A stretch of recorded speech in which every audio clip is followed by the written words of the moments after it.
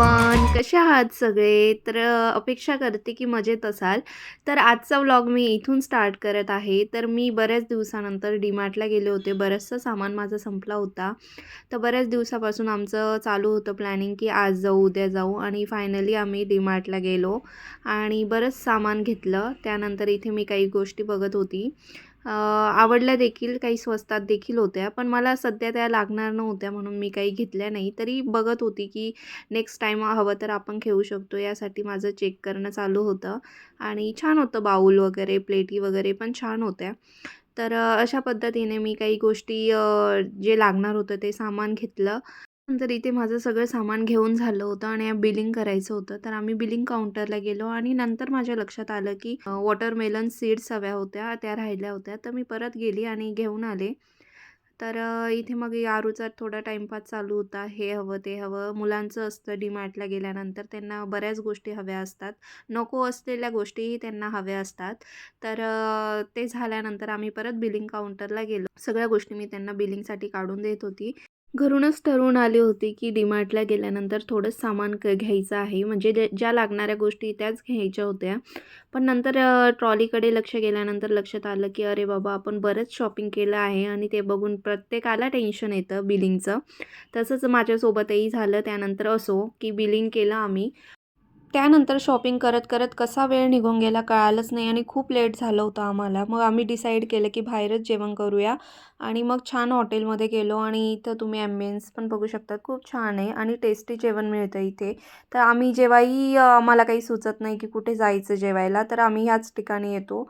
इथे जेवण देखील खूप छान टेस्टी मिळतं. सो आम्हाला इथेच आवडतं. आणि त्यानंतर इथे आरूचा माझा थोडा टाईमपास चालू होता. त्यानंतर फायनली आमचं जेवण आलं आणि छान जेवण एन्जॉय केला आणि त्यानंतर थोडा वेळ टाईमपास झाल्यानंतर आम्ही फायनली घरी गेलो.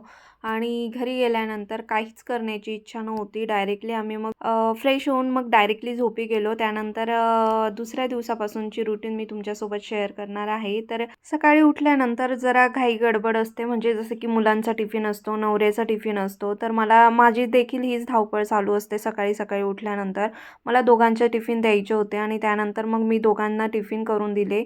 मग ते झाल्यानंतर माझ्या नजर गेलं ह्या पिशव्यांवर, डीमार्टच्या पिशव्यांवर. आणि बस तो सामान बघून मला अक्षरशः टेन्शन आलं होतं की आजच्या आज हे काम केलं गेलं पाहिजे, नाहीतर मग अजून लांबणीवर जातं. 1-2 दिवस आपण इकडे तिकडे ढकलतो.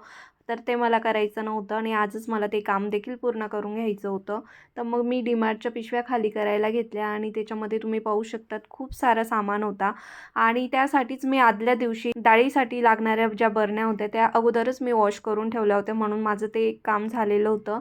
मला फक्त आज बरण्यांमध्ये डाळी भरायच्या होत्या आणि ते काम झाल्यानंतर हे सगळं सामान मला जागच्या जागी ठेवायचं होतं. आणि अशा पद्धतीने मी सगळ्या पिशव्या खाली करून घेतल्या आणि सगळे सामान जागच्या जागी ठेवलं.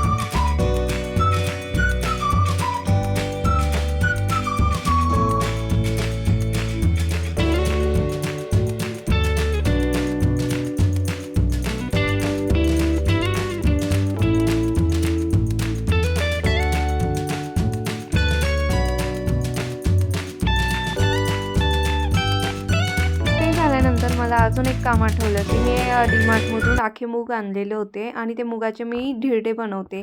तर मला त्याचं छान पीठ करून घ्यायचं होतं. तर ते आज मला दळायला द्यायचं होतं. आणि तर मग हे कामं आवरल्यानंतर मग मी ते दळायला दिलं. त्यानंतर आरूचा ट्युशनला जाण्याचा टायमिंग झाला होता आणि तो ट्युशनला चालला होता.